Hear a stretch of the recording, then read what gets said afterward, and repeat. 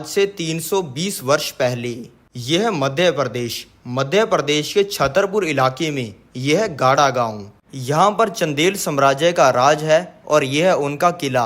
इसके पास में यह मंदिर जिसको बनाया है इस इंसान ने, जिनको हम सन्यासी बाबा कहते हैं। इनके बेटे हैं ये सेतुलाल गर्ग। ये सन्यासी बाबा ही आने वाले समय में धीरेन्द्र कृष्ण शास्त्री के परदादा बनेंगे। ये अपने ही इस मंदिर के अंदर पुजारी हैं और ये चंदेल के राजा के सलाहकार भी हैं। इनकी ही सलाहों की वजह से चंदेल साम्राज्य इतना बड़ा बना है। आज चंदेल के इस राजा ने गांव के सभी लोगों को अपने किले के अंदर बुलाया है, जिसमें सन्यासी बाबा भी आए हुए हैं।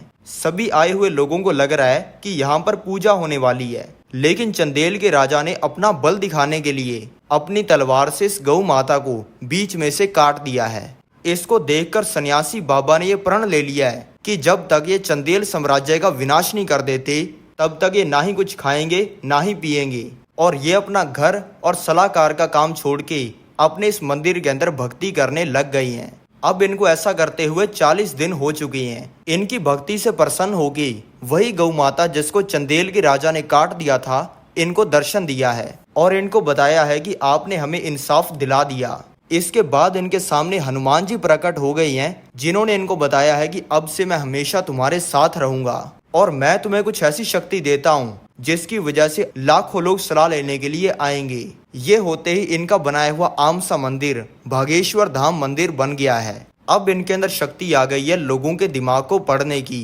इन्होंने इस शक्ति से लोगों का भला करने के लिए लोगों के दिमाग को पढ़कर उनको सही सलाह देनी शुरू कर दी है। इससे इनके पास में हजारों लोग आने शुरू हो गए हैं और कुछ ही दिनों के अंदर चंदेल साम्राज्य का नामो निशान मिट गया है। अब इनको ये चीज करते हुए कई साल हो गए हैं और इनका शरीर बूढ़ा हो गया है। आजकल ये अपने ध्यान की शक्ति से भगवान के संसार के अंदर भी चले जाते हैं, जिसके सामने इनको ये संसार फीका लगता है, जिसकी वजह से इनको अपना ये शरीर बोझ लगता है।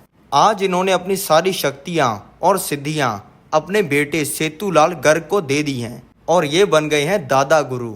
आज सन्यासी बाबा अपना शरीर छोड़ने वाले हैं। इसके लिए इन्होंने अपने सारे भक्तों को बुलाया है और सबके सामने इनकी आत्मा इनके शरीर से बाहर निकल गई है और इन्होंने जीवित समाधि ले ली है।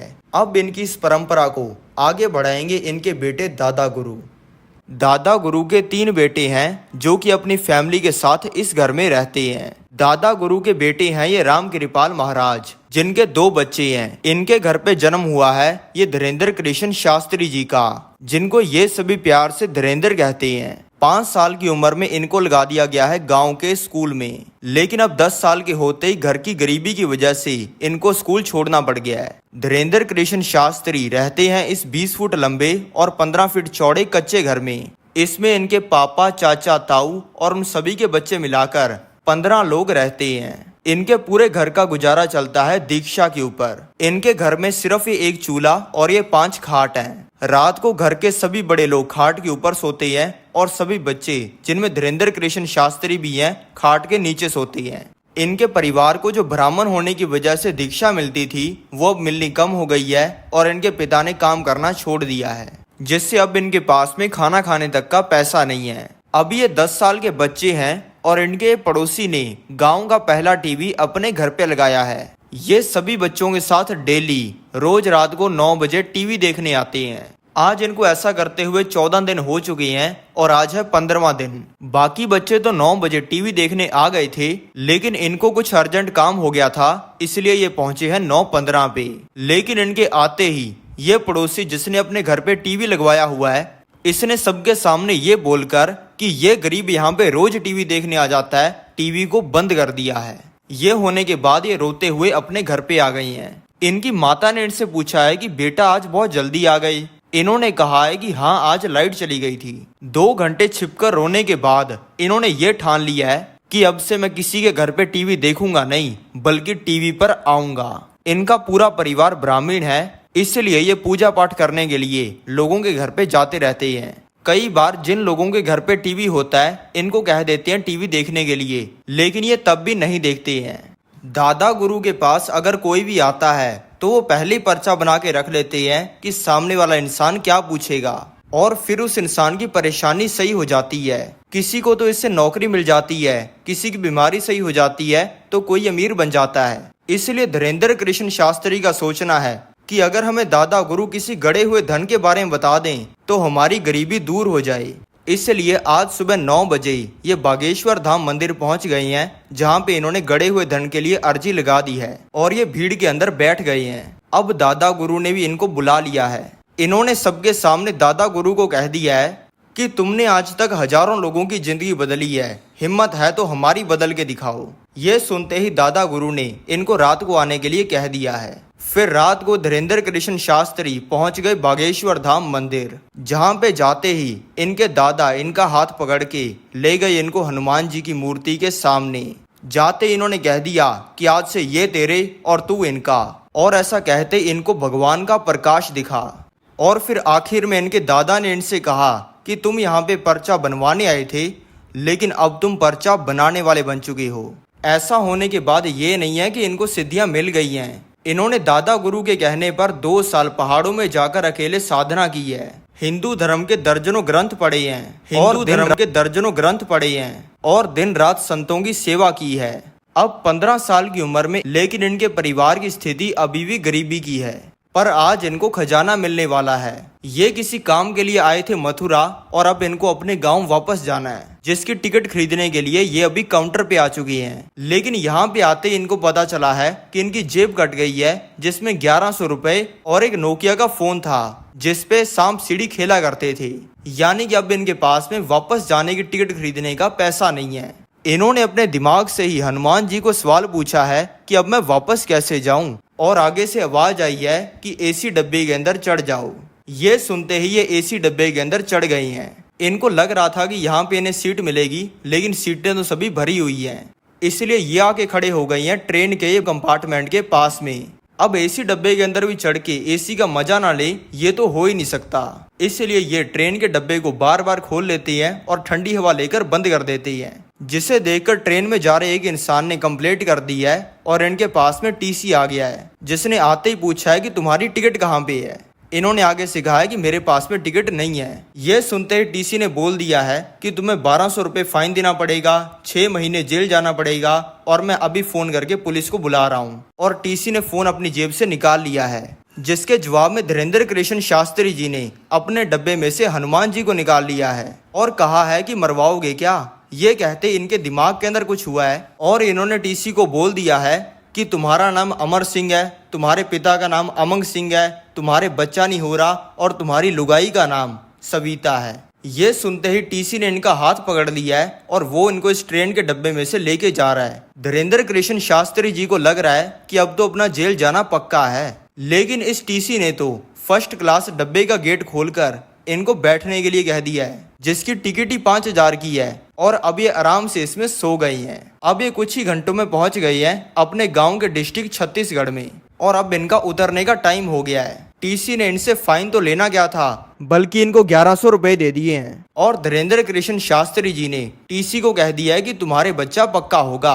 अब धीरेन्द्र कृष्ण शास्त्री जी ने सोच लिया है दरबार लगाने का और लोगों का भला करने का। इस दरबार को कभी अंधेरी के अंदर पेड़ के नीचे, या हड्डियां जमा देने वाली सर्दी में टेंट के अंदर, या फिर जून जुलाई की गर्मी में कमरे के अंदर बैठकर लगाते हैं। लेकिन ये करने की वजह से इनको पूरी दुनिया के द्वारा मालाएं नहीं मिलती हैं, बल्कि अपने दोस्त और रिश्तेदारों के द्वारा ताने मिलते हैं।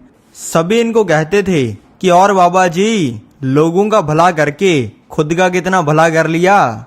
इनके दोस्त ने कहते थे कि बाबा जी, आपके दादा गुरु हमारा क्या भला करेंगे, वो तो आपका ही भला नहीं कर पाए। लेकिन धीरेन्द्र कृष्ण शास्त्री जी को इन तानों से तोड़ने की तो बहुत कोशिश की गई है, लेकिन इनको ये ताने तोड़ नहीं पाई हैं। इन्होंने अब दरबार लगाने लगातार शुरू कर दिए हैं, लेकिन इनके दरबार में 5 लाख लोग नहीं आते हैं, बल्कि सिर्फ 5 लोग आते हैं। इस समय में ऐसा लग रहा है जैसे भगवान इनकी परीक्षा ले रहे हैं और ये देख रहे हैं कि धीरेन्द्र कृष्ण शास्त्री अपनी इन शक्तियों से लोगों का भला करते हैं या फिर अपना भला करते हैं। इतनी दिव्य शक्तियां होने के बावजूद ये किसी से 1 रुपया नहीं ले रहे किसी की समस्या का उसे समाधान बताने के लिए, भले इनके दरबार में आईएएस ऑफिसर आ जाए या फिर मंत्री आ जाए, लेकिन इनके दरबार में पहले पर्ची उसी की लगती है जिसकी पहले पर्ची लगनी चाहिए। इनकी ये दिव्य शक्तियों को देखकर इनके पास में बहुत सारे कोई बुरा काम करने के लिए लाखों करोड़ों रुपए के ऑफर आते हैं जो कि इनकी गरीबी को झट से खत्म कर सकते हैं, लेकिन ये हर किसी बुरे काम को मना कर देते हैं। अब इनको ये करते हुए कई साल हो गए हैं और इनकी उम्र हो गई है 26 साल की। अब इन्होंने अपने दादा के मंदिर बागेश्वर धाम के पास में दरबार लगाना शुरू कर दिया है और अब इनके पास में कई सौ लोग डेली आने शुरू हो गए हैं। आज इनके पास में ये कुछ यूट्यूब चैनल वाले लोग भी आए हैं जो कि इनको रिक्वेस्ट कर रहे हैं इनकी वीडियो यूट्यूब पे डालने के लिए। धीरेन्द्र कृष्ण शास्त्री जी ने हाँ कर दिया है और इन्होंने अच्छे से शूट करके इनकी पहली वीडियो यूट्यूब पे अपलोड कर दी है, लेकिन किसी को भी पता नहीं था कि क्या होने वाला है। रातों रात इनकी ये वीडियो वायरल हो गई है और इनकी वीडियो को व्हाट्सएप, टेलीग्राम, इंस्टाग्राम, यूट्यूब हर जगह पे शेयर किया जा रहा है और भारत के हर नागरिक के फोन में यही चल रही हैं। ये देखकर इनके पास में और ज्यादा लोग और मीडिया वाले आने लग गए हैं और देखते ही देखते इनका ये दरबार बढ़ता जा रहा है। और अब 2024 में धीरेन्द्र कृष्ण शास्त्री जी के बागेश्वर धाम पंडाल में कई बार तो 10 लाख लोग भी आ जाते हैं, जिनको बागेश्वर धाम सरकार प्यार से पागल कहते हैं। और आज भी ये 10 लाख लोगों के सामने वही सेम चीज करते हैं जो कि ये आज से 5 साल पहले 10 लोगों के सामने करते थे।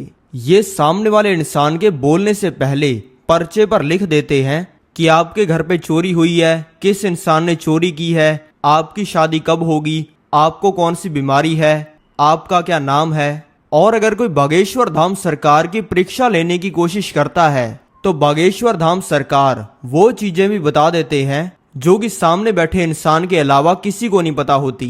बागेश्वर धाम अगर बाहर के देशों के अंदर भी पंडाल लगाते हैं तो वहां पर लाखों की भीड़ आती है। भारत देश में शायद ही ऐसा कोई है जो कि धीरेन्द्र कृष्ण शास्त्री जी को नहीं जानता। मैं चाहता हूं धीरेन्द्र कृष्ण शास्त्री जी अपने सारे सपने पूरे करें और पूरी दुनिया को सनातन धर्म के बारे में पढ़ाए। तो मैं आपसे मिलता